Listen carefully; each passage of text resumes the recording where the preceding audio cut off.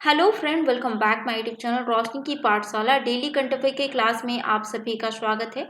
आज है 14 मई। 14 मई से संबंधित जितने भी इंपॉर्टेंट करंट अफेयर हैं मैं लेकर आई हूं आपके लिए, जो आपके एग्जाम के लिए काफी महत्वपूर्ण है। तो ध्यान से देखिएगा। आज का पहला इंपॉर्टेंट क्वेश्चन है, कामी रीता ने 29वीं बार माउंट एवरेस्ट पर अपना विश्व रिकॉर्ड तोड़ा है, उनका संबंध किस देश से है? तो इसका राइट आंसर हो जाएगा नेपाल देश से है।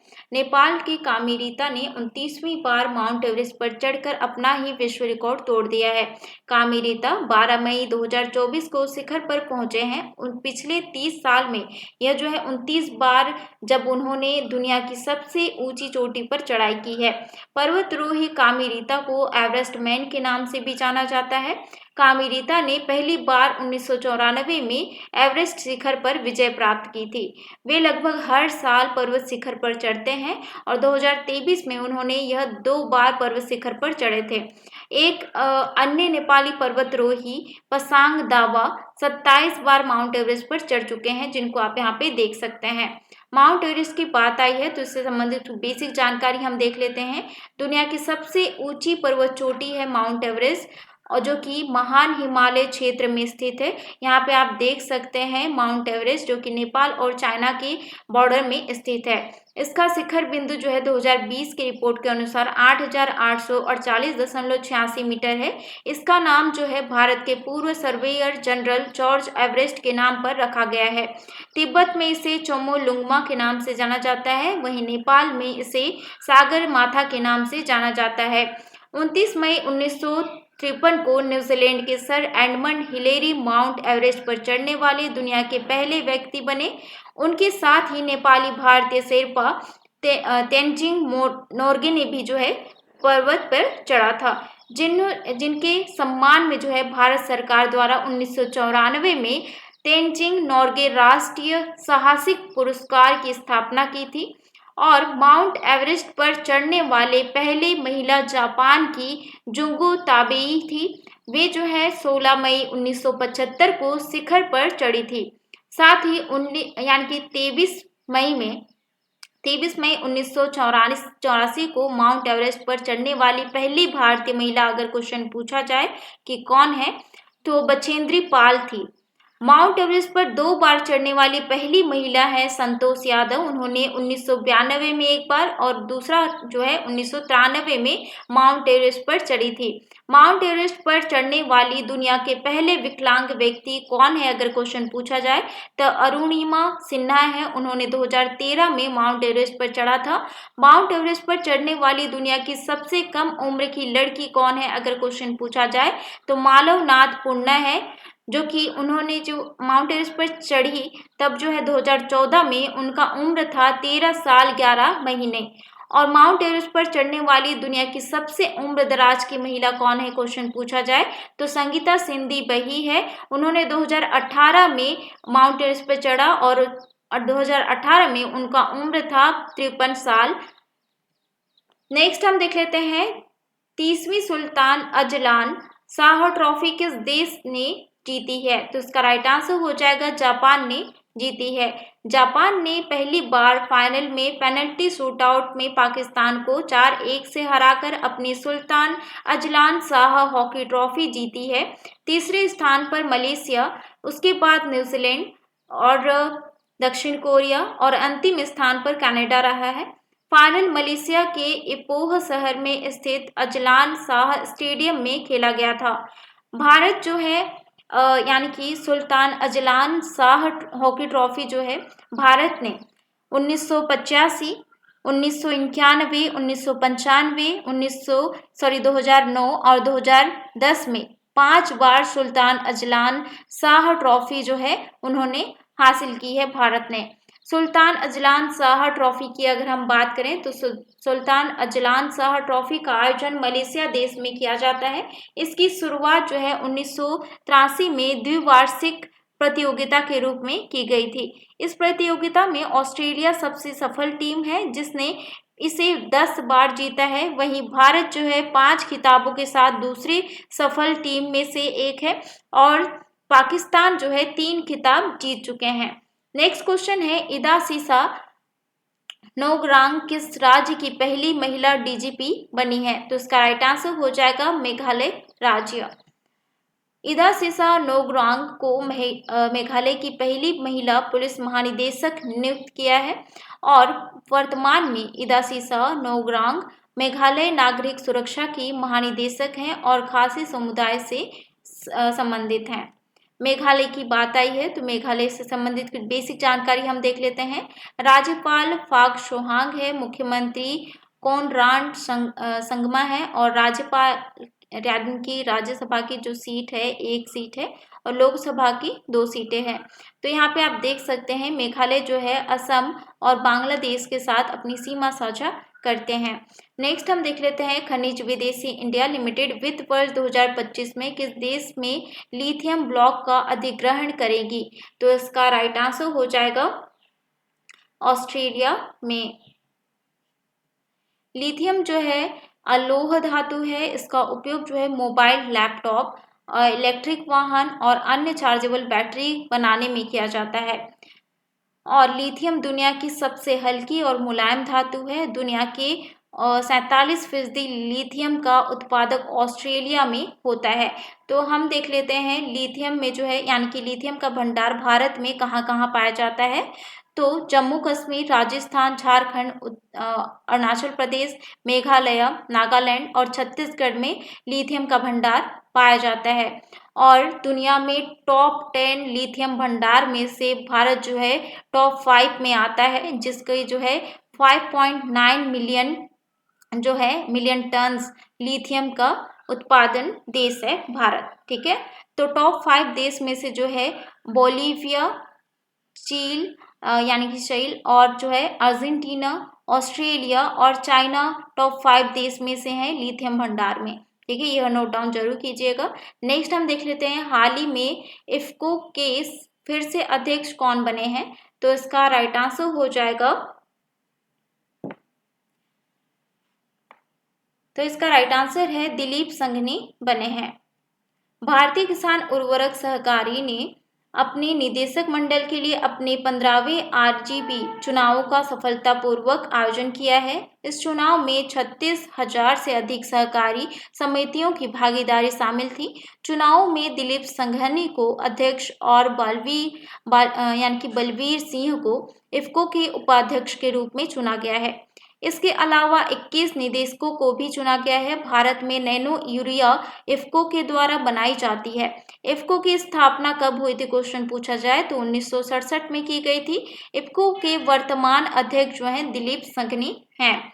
नेक्स्ट हम देख लेते हैं संयुक्त राष्ट्र ने किस देश यानी कि किस दिन को विश्व फुटबॉल दिवस के रूप में घोषित किया है? तो इसका राइट आंसर हो जाएगा 25 मई को जो है विश्व फुटबॉल दिवस के रूप में मनाया जाएगा। संयुक्त राष्ट्र महासभा ने 25 मई को विश्व फुटबॉल दिवस के रूप में घोषित किया है। यह दिवस इतिहास के पहले अंतर्राष्ट्रीय फुटबॉल टूर्नामेंट की 100वीं वर्षगांठ का प्रतीक है। यह टूर्नामेंट 25 मई 1924 को पेरिस में ओलंपिक खेलों के दौरान आयोजित हुआ था। नेक्स्ट क्वेश्चन है भारत और किस देश के बीच चाबहार बंदरगाह को लेकर 10 साल के अनुबंध का हस्ताक्षर हुए हैं? तो इसका राइट आंसर हो जाएगा ईरान में। भारत और ईरान देश के बीच हुआ है हस्ताक्षर। भारत और ईरान के बीच चाबहार बंदरगाह को लेकर 10 साल के अनुबंध पर हस्ताक्षर हुए हैं।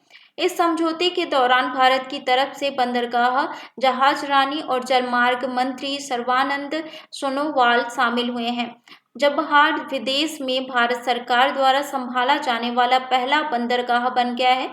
भारत ने चाबहार बंदरगाह के विकास के लिए $250 मिलियन की क्रेडिट विंडो का भी ऑफर दिया है। वर्तमान में चाबहार बंदरगाह को अंतर्राष्ट्रीय उत्तर दक्षिण परिवहन गलियारे के साथ एकीकृत करने की योजना पर काम चल रहा है और इस बंदरगाह के माध्यम से रूस के साथ भारत की कनेक्टिविटी आसान हो जाएगी। नेक्स्ट क्वेश्चन है एशियाई ट्रैम्पोलिन जिम्नास्टिक चैंपियनशिप में मेडल जीतने वाले पहले भारतीय कौन बने हैं? तो इसका राइट आंसर हो जाएगा सृष्टि खंडागले बने हैं। भारत की सृष्टि खंडागले ने एशियाई ट्रैम्पोलिन जिम्नास्टिक चैंपियनशिप में पदक जीतने वाली पहली भारतीय बनकर इतिहास रचा है। नेक्स्ट क्वेश्चन है टाटा इलेक्ट्रॉनिक्स के चेयरमैन कौन बने हैं? तो इसका राइट आंसर हो जाएगा टाटा इलेक्ट्रॉनिक्स के चेयरमैन जो हैं एन चंद्रशेखरन बने हैं। एन चंद्रशेखरन जो है बनमाली अग्रवाल का जगह लेंगे। बनमाली अग्रवाल अब टाटा ग्रुप में सलाहकार की भूमिका निभाएंगे। N Chandrasekaran Tata consultancy services के सीईओ और एग्जीक्यूटिव डायरेक्टर रह चुके हैं और वे टाटा मोटर्स और टाटा ग्लोबल बेवरेजेस के अध्यक्ष भी रह चुके हैं। 2020 में स्थापित टाटा इलेक्ट्रॉनिक्स एप्पल के लिए आईफोन एनक्लोजर असेंबल करने वाली इकलौती भारतीय कंपनी बनी है। नेक्स्ट क्वेश्चन है और आज के लास्ट करंट अफेयर के क्वेश्चन आंसर हम देख लेते हैं। हाल ही में आईएनएस किल्टन किस देश की यात्रा पर गया है? तो इसका राइट आंसर हो जाएगा वियतनाम की देश की यात्रा पर गया है आईएनएस किल्टन। 12 मई 2024 को पूर्वी बेड़े का आईएनएस किल्टन वियतनाम के कैम रन खाड़ी में पहुंचा है। यात्रा का मुख्य उद्देश्य है कि पेशेवर बातचीत, खेल आयोजनों, सामाजिक आदान प्रदान और सामुदायिक आउटरीच के माध्यम से दोनों नौसेनाओं के बीच सहयोग बढ़ाना है।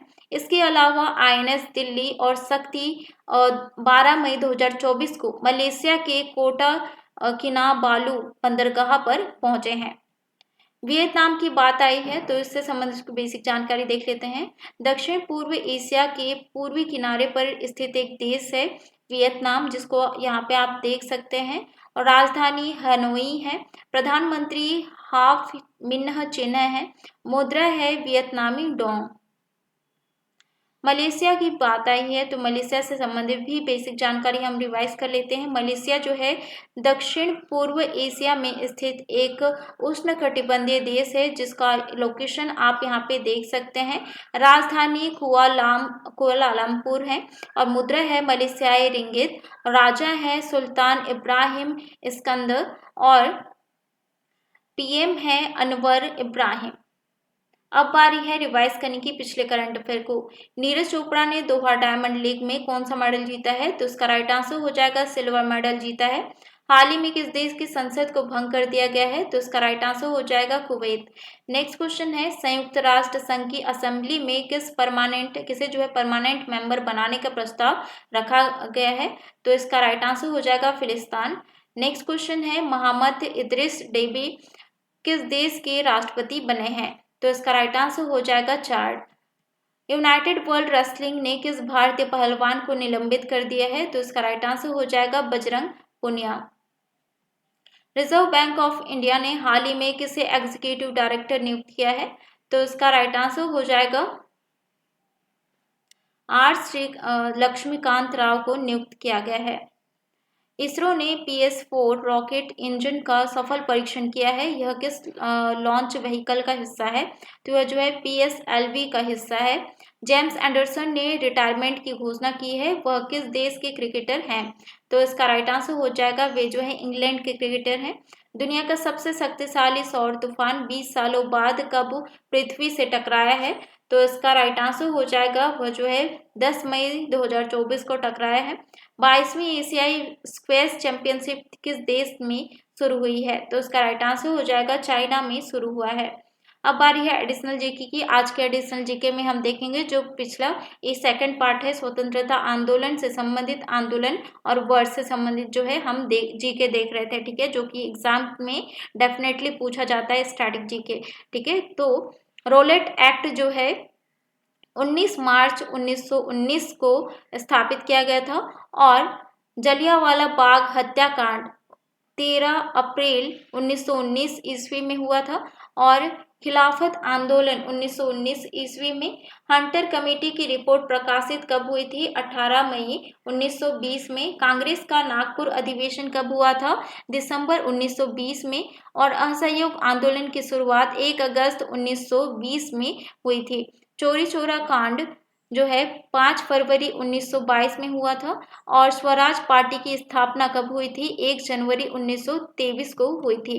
हिंदुस्तान रिपब्लिकन एसोसिएशन की स्थापना कब हुई थी? अक्टूबर 1924 में हुई थी। साइमन कमीशन की नियुक्ति हुई थी 8 नवंबर 1927 ईस्वी में। साइमन कमीशन का भारत आगमन 3 फरवरी 1928 को हुई थी। बारदोली सत्याग्रह कब हुआ था? अक्टूबर 1928 में। कांग्रेस का लाहौर अधिवेशन दिसंबर 1929 में हुआ था। नेक्स्ट हम देख लेते हैं इसका third part next current affair के सेशन में। तो आज का सेशन कैसा लगा कमेंट करके जरूर बताएं। ऐसे डेली इंपॉर्टेंट करंट अफेयर के क्वेश्चन आंसर देखने के लिए मेरे चैनल को सब्सक्राइब करिए, साथ ही बेल आइकन को प्रेस कीजिए ताकि आने वाली वीडियो का नोटिफिकेशन आपको मिलता रहे। मिलते हैं नेक्स्ट वीडियो में इंपॉर्टेंट जी के क्वेश्चन के साथ। साथ ही आप टेलीग्राम ग्रुप से भी जुड़ सकते हैं। टेलीग्राम ग्रुप में आपको जो है इस क्लास का PDF नोट्स मिल जाता है।